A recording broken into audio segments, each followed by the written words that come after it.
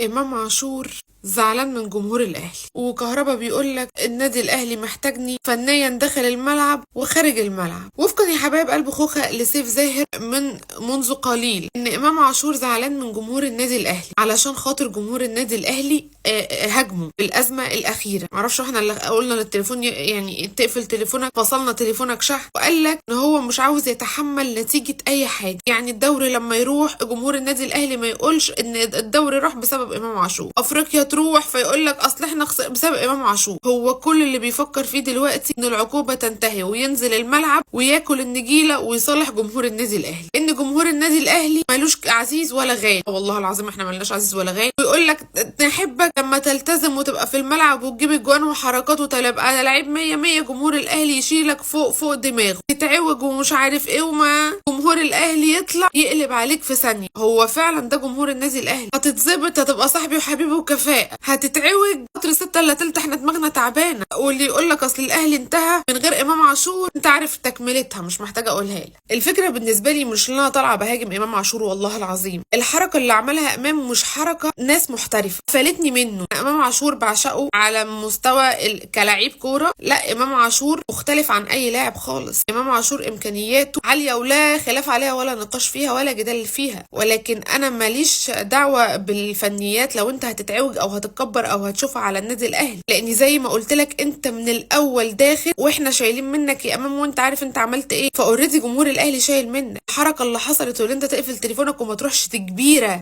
انت محتاج تصالح جمهور النادي الاهلي وترجع تلتزم وتورينا ده بالفعل في الملعب. فكره بقى عاوز تحترف، عاوز تنحرف، اللي انت عاوز تعمله اعمله. النادي الاهلي عمره ما بيقف على حد يا امام. لو احنا دعمناك، احنا دعمناك عشان انت لابس تيشيرت اعظم نادي في الكون، والله لا اكتر ولا اقل. لكن احنا نعمل 100 امام، وزي ما قلت لك مليون الف مره، كان في ناس في النادي الاهلي مشيوا وكنا فاكرين ان احنا لما هم يمشوا الدنيا هتقف. اقسم بالله ما شفناش الخير غير لما مشيوا، ولاعيبه كبيره. اتمنى ان امام عاشور يرجع يلتزم، واتمنى ان هو يورينا ده في الملعب ويبقى دايركت وصريح. عاوز تمشي هتخرج من الباب الكبير، احنا ما بنقعدش حد غصب عنك، بس مش بالطريقه دي، ولا انك تلوي دراع جمهور النادي الاهلي ولا النادي الاهلي، عشان انت شفت ايه اللي بيحصل من امام عاشور المشطشط. انت شفت هتافات الجمهور اخر ماتش، في ثانيه الا ثانيه قطر 6 الا تلت عند جمهور النادي الاهلي. جمهور النادي الاهلي مش همه حاجه غير التيشيرت بتاع النادي الاهلي، هو ده اللي همه في الدنيا. اللعيبه احنا اللي بنعملها. في النادي الاهلي مفيش لعيب نجم، النادي الاهلي هو النجم. تعالى لي يا كهربا، تعالى. النادي الاهلي ايه اللي محتاجك فنيا داخل الملعب وخارج الملعب؟ كهربا انا مش عارفه اتعافى من ساعه ماتش باتشوكا يا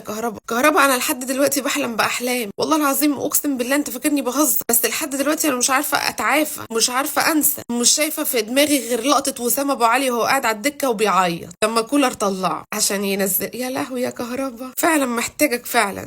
من ساعة لما مشيت واحنا مش لاقيين حد يضيع لنا ضربات الجزاء. طب دي داخل الملعب وعرفناه، محتاجك عشان تضيع ضربات الجزاء. خارج الملعب بقى يا اخويا الاهلي محتاجك في ايه؟ المشكله ان الناس هتطلع تهاجمني ان انا جايه على كهربا، وانتوا عارفين ان انا اكتر واحده كنت بعشق كهربا، لكن في ناس كده من ساعه لما دخلت النادي الاهلي والنادي الاهلي باظ. والله العظيم هو دلوقتي بيطلع يقول لك انا اهلاوي برو ماكس وانا مش عارف ايه وانا بعشق الاهلي وانا نفسي ارجع بيتي وانا مش عارف ايه، والناس بقى الغريبه اللي بتطلع تقول لك ما نديله فرصه، واحنا ايه يا حبيبي، واحنا فاتحين ضر رعايه، احنا ناقصين كفايه اللي عندنا، وانتوا اي حد عاوز يجرب يرجع الاهلي. انت لو عاوز ترجع يا كهربا ترجع، نجيبك الاهلي تعلن اعتزالك ونعمل لك ماتش اعتزال وتريحنا، والنبي ريحوني، ابوس ايديك ابوس ايديك انت وامام. كل اللي تعمله دلوقتي ما انت بتقول انت اهلاوي، اقعد اتفرج على ماتشات الاهلي في البيت وصيح معاه، غير كده انا مش عاوز اسمع صوت حد.